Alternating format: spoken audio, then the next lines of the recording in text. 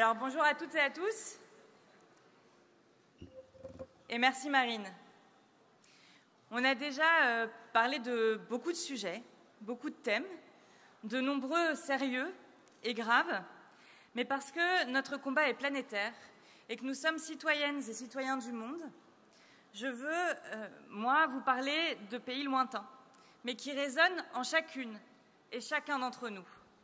Et je vous propose de commencer par une minute de bruit. Une minute de bruit pour celles que l'on oublie, pour celles que l'on veut effacer. Que notre bruit, ensemble, ce matin, soit l'écho du cri interdit des femmes afghanes que l'on emmure dans l'isolement le plus absolu et des femmes iraniennes qui nous ont offert le plus beau des slogans pour le plus juste des combats. Femmes, vie, liberté.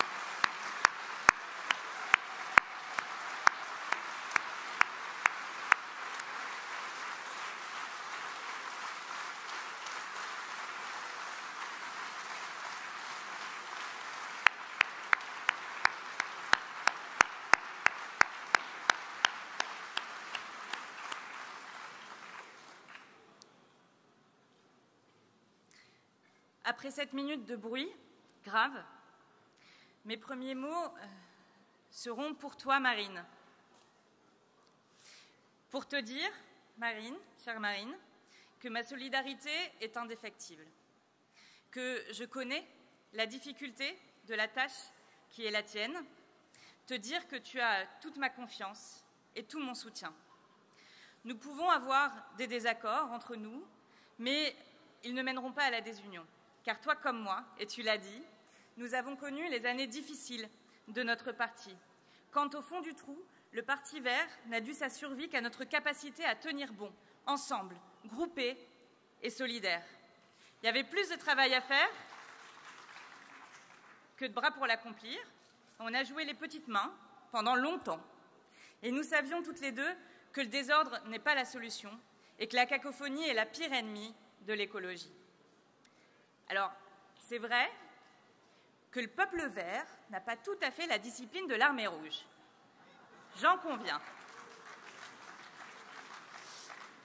Mais pour reprendre les mots de David Cormand, que je salue chaleureusement, le talisman de l'unité est la condition de la réussite. Et je dis donc les choses clairement. Entre la secrétaire nationale et la tête de liste des écologistes pour les élections européennes que vous avez choisies, il n'y a ni crise, ni conflit. Il y a juste deux femmes qui font leur travail et qui disent leur part de vérité quand elles croient nécessaire de le faire. Alors, je résume mon état d'esprit d'un mot. Marine, on est ensemble.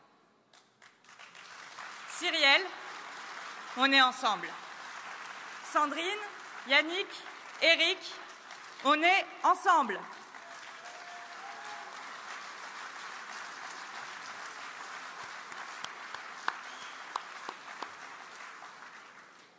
Alors, est-ce qu'on sera toujours d'accord sur tout ? Je vous donne dans le mille. Non.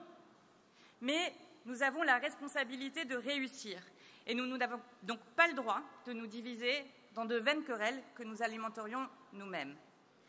Aujourd'hui, ces jours-ci, nous sommes en pleine canicule. Et les Françaises et les Français suffoquent. Les plus fragiles en particulier souffrent plus que les autres. La crise écologique est aujourd'hui à portée de conscience pour des millions de citoyennes et de citoyens. Alors, notre responsabilité, c'est d'expliquer ce qui se passe, c'est de proposer des solutions pour adapter nos sociétés au nouveau régime climatique. Et le gouvernement, on en a parlé un peu, il en parle beaucoup d'écologie, mais il agit très peu. Il a beaucoup promis, beaucoup menti, beaucoup déçu aussi. Et je dis à celles et ceux qui ont cru de bonne foi aux postures réformatrices d'Emmanuel Macron que la vérité écologique de son action est celle d'un homme qui aggrave la crise environnementale parce qu'il refuse de prendre les décisions nécessaires.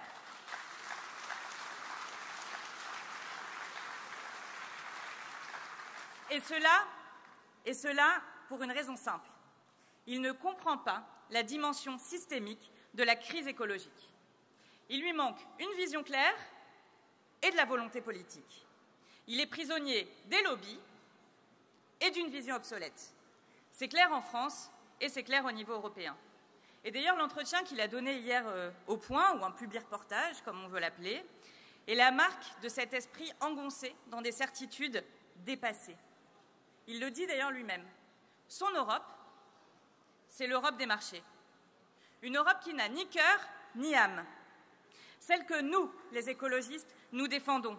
Eh bien, cette Europe-là, c'est une Europe de la paix, une Europe de la prospérité partagée, une Europe terre des droits et libertés, une Europe de l'harmonie avec le vivant. C'est celle-là que nous défendons.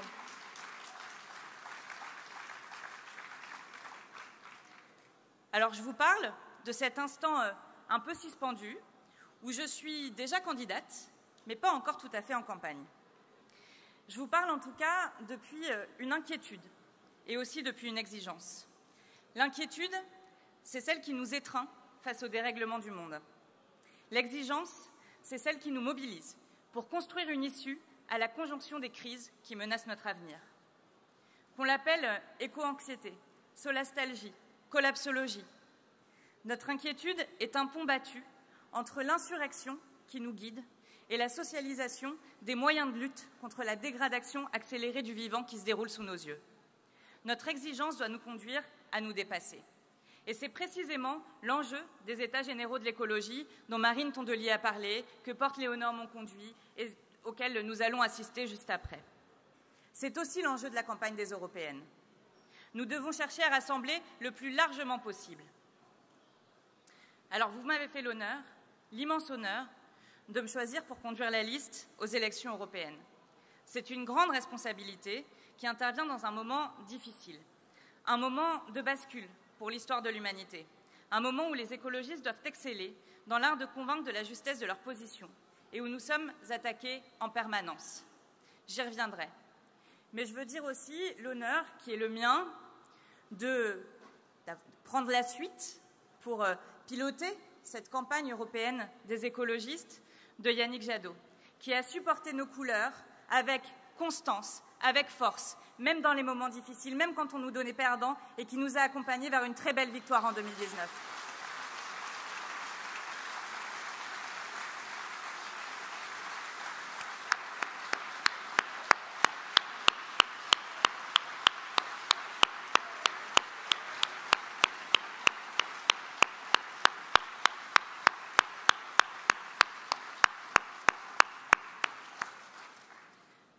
Je vous le disais, cette responsabilité, elle est la nôtre dans un moment où nous sommes attaqués en permanence. Nous avançons sous la mitraille des caricatures, des mensonges, des insultes. Alors essayons de ne pas apporter de l'eau au moulin de nos détraqueurs. Et je voulais vous dire, nous sommes faillibles et je suis faillible. Alors si je tremble, soutenez-moi. Si je cède, bousculez-moi. Si je m'arrête, dépassez-moi. Parce que le combat pour la justice et le vivant ne doit jamais s'interrompre.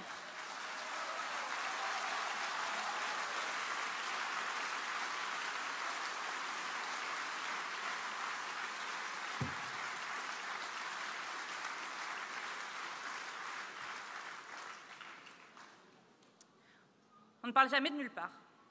Je suis une jeune femme de 36 ans, qu'un certain nombre d'entre vous connaissent déjà, activiste pour le climat, militante pour l'égale dignité de toutes et de tous, et qui a choisi le droit comme outil et l'écologie comme combat. Mon engagement est le fruit d'une histoire. Je suis née de parents militants à ATD Quart Monde. Je leur dois tout, et leur vision a structuré la mienne. C'est à mon tour d'apporter ma pierre à l'édifice des luttes qui libèrent. C'est à mon tour de me lever contre l'injustice. C'est à mon tour de faire entendre la voix de celles et de ceux qu'on n'entend pas. Et oui, je le répéterai, chaque fois qu'on me donnera la parole, nous devons être à l'écoute des plus humbles, nous laisser guider par leur expérience pour guider notre action politique, car celles et ceux que le système a placés en bas de l'échelle sociale connaissent mieux que quiconque, la fragilité de l'existence.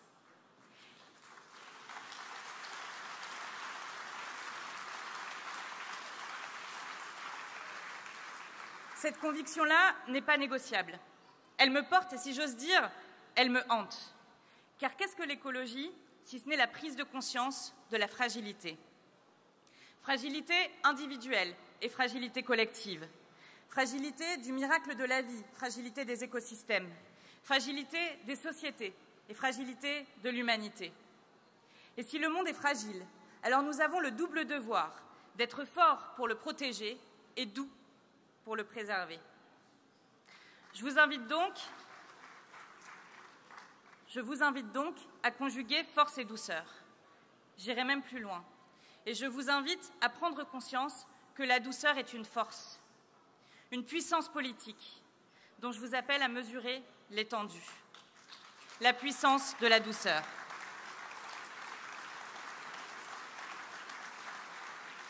La douceur n'est pas la mièvrerie. Elle n'est pas la version mercantile et publicitaire à laquelle on la réduit pour mieux assigner les femmes à des positions subalternes à grand renfort d'assignation patriarcale. Non. La douceur, c'est la volonté du soin. Elle est le souci de soi et la sensibilité à autrui. Elle est la caresse qui réconforte. Elle est le geste qui sauve. Elle est le refus de la violence. Elle est une promesse de durabilité, une recherche d'harmonie.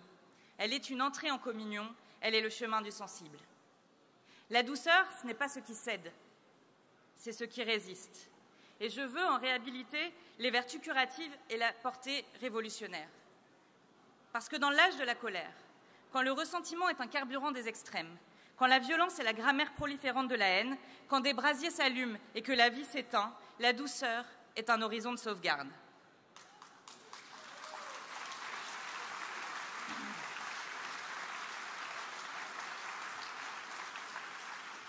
Alors là, j'essaye d'imaginer les articles sur mon discours. Après avoir insisté sur l'unité des écologistes, la tête de liste des écologistes appelle à faire de la douceur une force politique. J'entends déjà les ricanements à droite et un peu de stupéfaction, quand même, il faut bien le dire, à gauche. Eh bien, j'assume.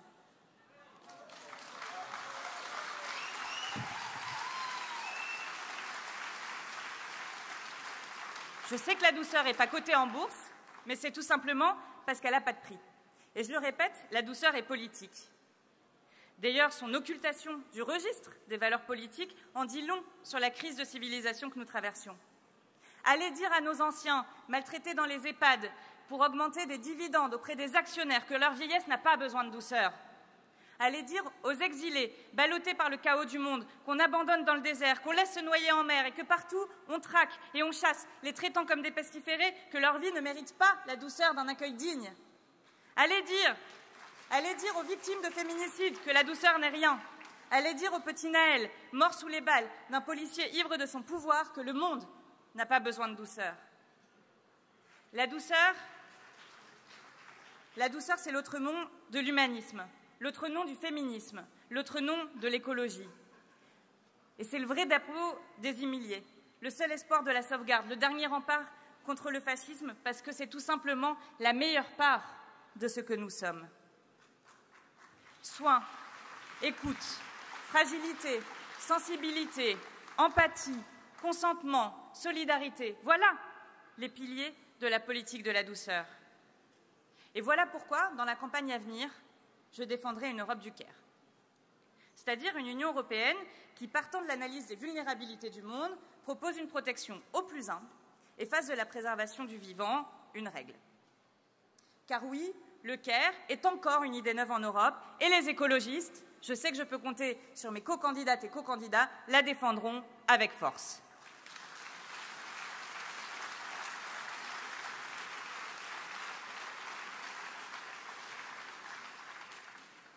Le grand défi de l'Europe, c'est de passer d'une économie ensorcelée par le démon du profit à une économie habitée par le souci de la vie. Dit dans des termes plus prosaïques, il s'agit de réencastrer l'économie dans les limites planétaires et de répondre aux besoins sociaux fondamentaux. C'est le fondement d'une société post-croissance qui tienne compte de la finitude de la planète. C'est le seul chemin économique viable et compatible avec la crise écologique. Et c'est à l'échelle européenne que nous devons mener ce combat de la transformation de notre modèle économique.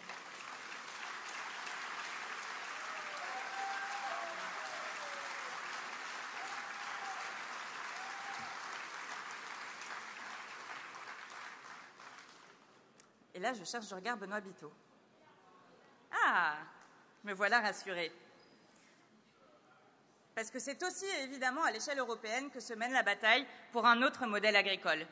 Alors merci grandement à Benoît Biteau de porter ce combat avec tant de courage et de constance.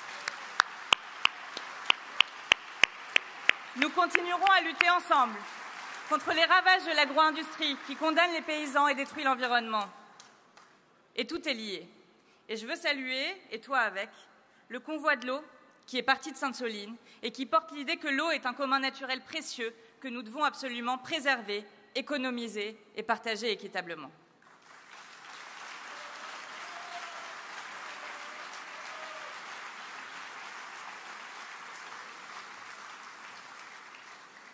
Les communs naturels sont mal protégés, c'est le moins qu'on puisse dire, exposés à la prédation d'un système qui les exploite sans limite.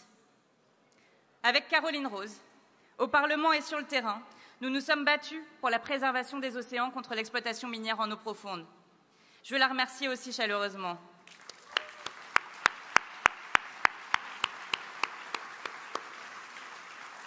Et avec cette mobilisation, au Parlement et sur le terrain, on a contraint le gouvernement d'Emmanuel Macron à changer de position et à demander un moratoire. C'est ça, les écologistes au Parlement européen, sont des écologistes qui se battent pour mener des combats et qui remportent des victoires. Et ces victoires-là, ce sont aussi celles de Michel Rivasi qui s'est battu sans relâche et sans trêve contre les lobbies. Ce sont aussi celles de Karima Delli qui s'est battue sans relâche elle aussi pour changer les modes de transport et passer de transports extrêmement polluants à des transports qui soient justes et accessibles socialement. Ces combats-là, ce sont aussi ceux de Gwendoline Delbos-Corfield, qui n'a jamais failli face aux illibéraux, à ceux qui sont en train d'éjecter, d'extraire la démocratie de leurs États. Elle s'est battue et se bat encore pour nous, pour la démocratie, pour le projet européen. Alors, toutes et tous, merci de les applaudir pour les remercier avec moi.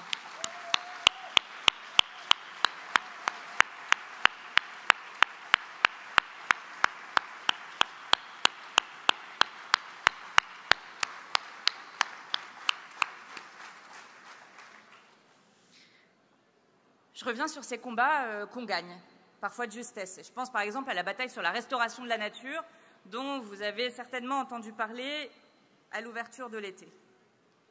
On a réussi à ne pas perdre. Et les lignes de partage étaient alors très claires.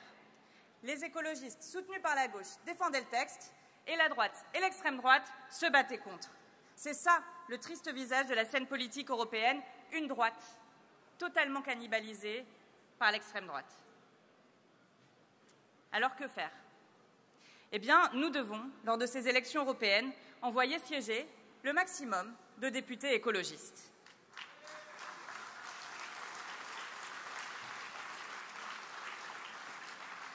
Tout simplement parce que chaque député gagné est un siège arraché au bloc des droites. Chaque voix compte. Chaque voix compte. Et nous ne pouvons pas nous payer le triste luxe de voir reculer le groupe Vert au Parlement européen. Moi, je le sais, vous le savez, et Mélanie Vogel, la présidente du Parti vert européen, avec laquelle nous partageons le combat pour l'émergence d'une force verte écologique puissante en Europe et que je salue, le sait aussi. Tout comme l'une de nos visiteuses d'ailleurs, qui n'est autre que notre présidente du groupe au Parlement européen, Terry Renke, qui est là avec nous. Ces combats-là, nous les menons ensemble.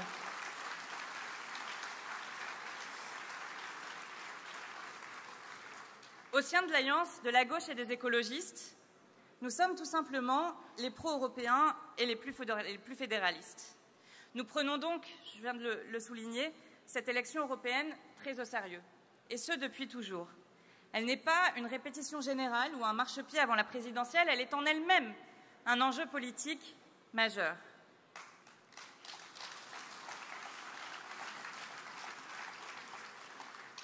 Alors, je veux le dire avec amitié à Manuel Bompard. Il se trompe quand il prend les européennes à la légère. On ne peut pas dénoncer d'un côté des traités qui cadenassent et de l'autre dire que l'Europe est moins importante que la présidentielle. Et si nous voulons gouverner ensemble, alors il faut de la cohérence. Je le dis tranquillement et je le dis d'autant plus que j'étais peut-être moins fermée que d'autres à la perspective d'une liste rassemblant toutes les composantes de la NUPES. Je sais que la NUPES représente à la fois un rempart face à l'extrême droite et un espoir pour des millions de citoyennes et de citoyens, raison de plus pour en prendre soin. Alors ne dramatisons pas les listes autonomes. Faisons campagne avec sincérité et avec franchise. Laissons les électrices et les électeurs juger de l'orientation majoritaire qu'ils veulent voir la coalition adopter à terme, puisque malgré un travail de convergence que je salue, nous avons encore entre nous plus que des nuances. Mais je le dis et je le répète, je ne céderai pas à la guerre des gauches. La douceur dont je parlais tout à l'heure longuement vient aussi pour les rapports politiques. La souveraineté de chaque formation doit être respectée et le respect est le début de la victoire.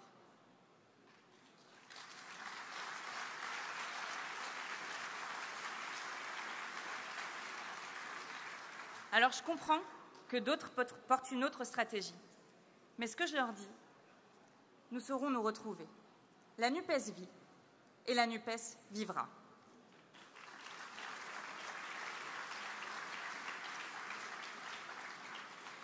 Personne, en réalité, ne peut empêcher le peuple de s'unir quand le besoin est pressant. Et je connais l'aspiration unitaire des électrices et des électeurs de la gauche et des écologistes. Mais si à la dernière présidentielle, Jean-Luc Mélenchon a bénéficié du vote utile, c'est la preuve que les électeurs de toutes les formations ont été capables de mettre un mouchoir sur leur désaccord pour se donner une chance d'accéder au second tour. Pareil pour les législatives, où notre coalition électorale, née à la dernière minute, a constitué un formidable bouclier. Mais aux européennes, la situation est différente. Il n'y a pas de second tour. Chaque formation doit donc faire en sorte d'obtenir le plus de députés possible en défendant ses propres options, et la proportionnelle de ce scrutin est une chance démocratique. Une chance démocratique qui permet d'expliquer toute la palette des sentiments européens de notre peuple. Je m'étonne un peu que les partisans de la 6e République ne le comprennent pas. Mais à celles et ceux qui pensent que l'élection européenne est secondaire, nous répondons ceci. Qui peut croire que le destin de la planète ne se joue qu'en France? Et qui peut encore croire sérieusement que le destin de la France ne se joue pas, lui aussi, en Europe?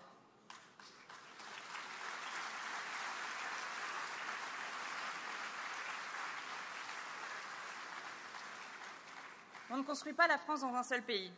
Parce que, voyez-vous, notre nation n'est pleinement elle-même que quand elle voit large et parle loin.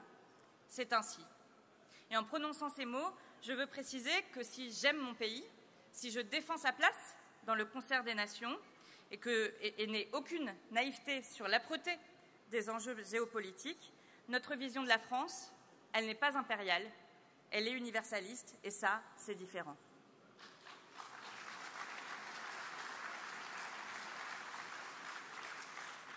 Je sais que parfois les deux idées se sont mélangées jusqu'à galvauder l'universalisme.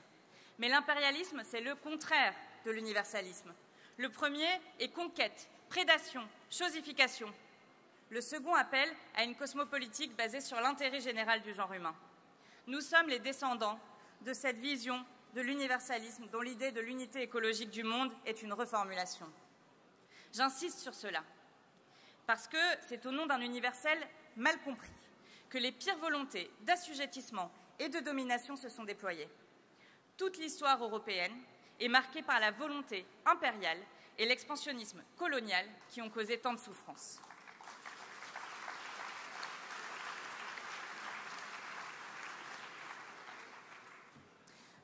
Notre universalisme postule que tous les êtres, tous les peuples et toutes les espèces ont le droit à la dignité. C'est essentiel et nous ne devons jamais nous départir de cette boussole, car l'Europe a été terre de génocide et pourvoyeuse de génocide au-delà de ses frontières.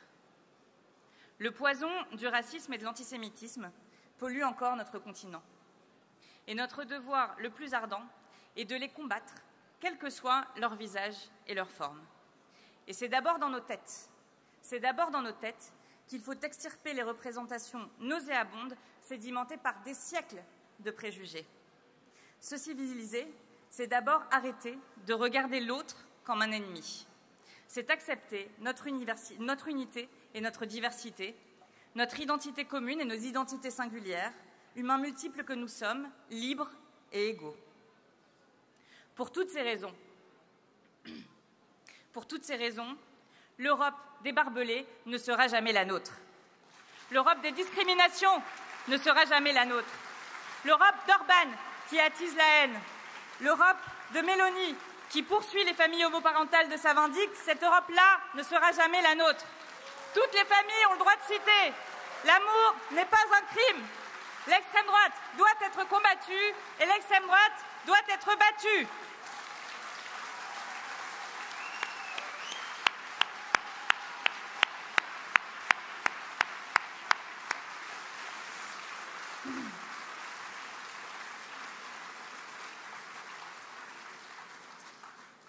Et je veux finir là-dessus. Vous savez, ce n'est pas un hasard si Simone Veil, rescapée des camps de la mort, était une grande européenne. Elle connaissait, dans sa chair, le poids de la haine. Alors, je veux croire que nous avons retenu les leçons de l'histoire. L'Europe est couturée de cicatrices laissées par les guerres, et construire la mémoire commune de l'Europe est une tâche plus nécessaire encore que ne fut l'édification d'une monnaie unique. Partons d'une vérité encombrante. Nos mémoires divergent, elles s'opposent, elles se combattent, continuant en sourdine ou à pleine voix à miner notre vivre ensemble.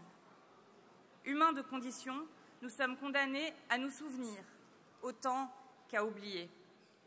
Voilà pourquoi le choix de ce que nous choisissons de commémorer est une question politique majeure.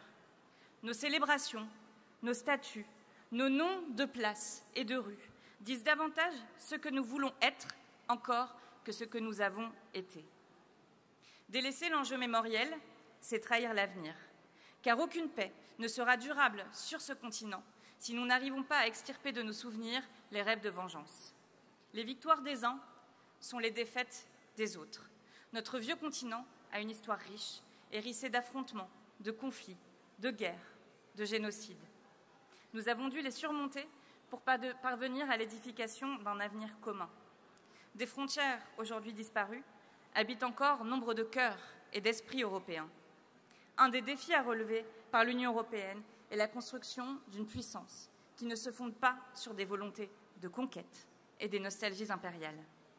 Sur de vieilles cicatrices peuvent suppurer de nouvelles plaies. La mémoire lourde de traumas et les bouches chargées de silence constituent une réserve inépuisable de ressentiments. Nous savons que partout où elle prospère, la poussée nationale populiste ne se nourrit pas uniquement du carburant de la crise sociale. Elle puise aussi à la source jamais tarie des pulsions identitaires qui toutes instrumentalisent le passé pour hérisser nos sociétés de barbelés infranchissables, symboliques ou bien réels. Alors oui, les écologistes se battent pour une Europe de la solidarité, de la sauvegarde des droits humains, de la justice, de l'écologie, de l'harmonie avec le vivant, d'une pêche artisanale, d'une agriculture respectueuse de ses paysannes et de ses paysans. Tous ces combats-là, nous les menons. Et celles et ceux qui les mèneront avec moi cette année, et je vous demande de les accueillir bien fort et bien chaleureusement aussi, ce sont David Cormand, Mélissa Camara, Mounir Satouri, Majdoulin Zbaï,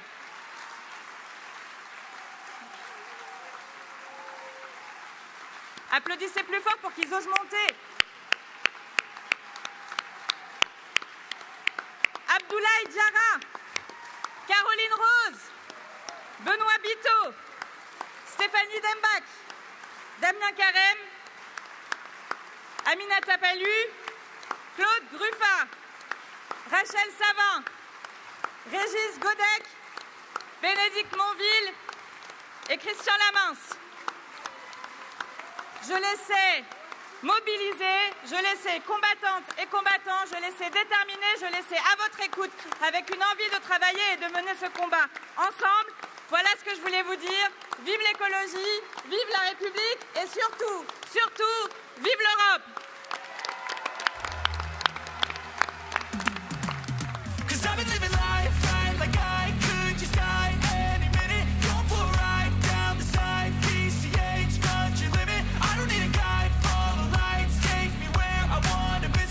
You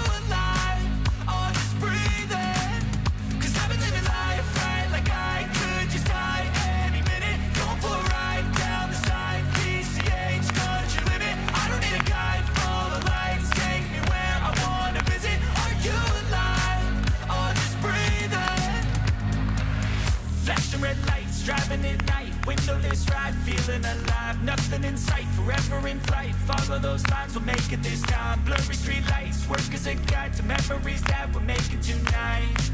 Oh yeah, we'll make it tonight. Yeah. I'll do anything that I feel like I wanna do. I'm living life like I got nothing left to prove. No end in sight, just always staying on the move. I'll go all night if that's just what I got. Life's too short to care about what you can't afford. Memories are in what you explore, so just don't be ignored. Go ask for more, go ask for more. 'Cause I've been living life right like I could just die any minute. Going for a ride down the side, PCH country limit. I don't need a guide, follow lights, take me where I wanna visit. Are you alive? Or just breathing? 'Cause I've been living life right like I could just die any minute. Going for a ride down the side, PCH country limit. I don't need a guide, follow lights, take me where I wanna visit. Are you alive?